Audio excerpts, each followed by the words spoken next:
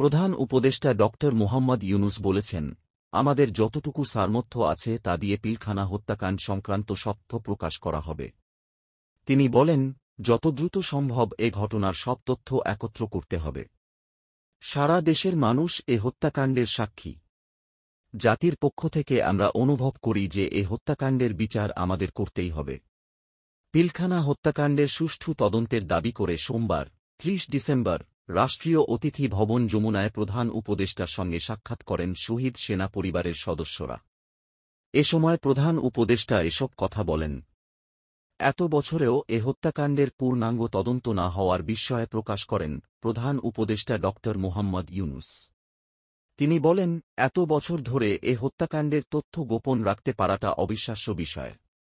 প্রধান উপদেষ্টার সঙ্গে আলাপকালে শহীদ পরিবারের সদস্যরা তাদের দুঃখ দুর্দশা ও পতিত স্বৈরাচার শেখ হাসিনা সরকার কিভাবে তাদের ওপর মানসিক নিপীড়ন ও হয়রানি করেছে সেসবের বর্ণনা দেন।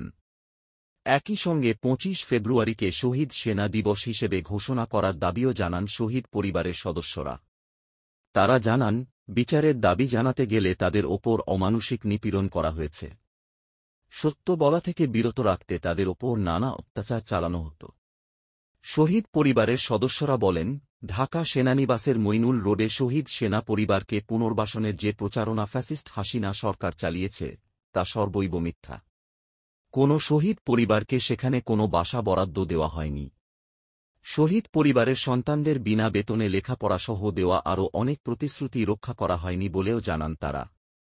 এ সময় উপস্থিত ছিলেন আইন উপদেষ্টা আসিফ নজরুল, শিল্প ও গণপূর্ত উপদেষ্টা আদিলুর রহমান খান, পরিবেশ উপদেষ্টা সৈয়দা রিজওয়ানা হাসান, বিদ্যুৎ ও জ্বালানি উপদেষ্টা মোহাম্মদ ফাউজুল কবির খান, উপদেষ্টা মাহফুজ আলম এবং যুব ও ক্রীড়া উপদেষ্টা আসিফ মাহমুদ প্রমুখ।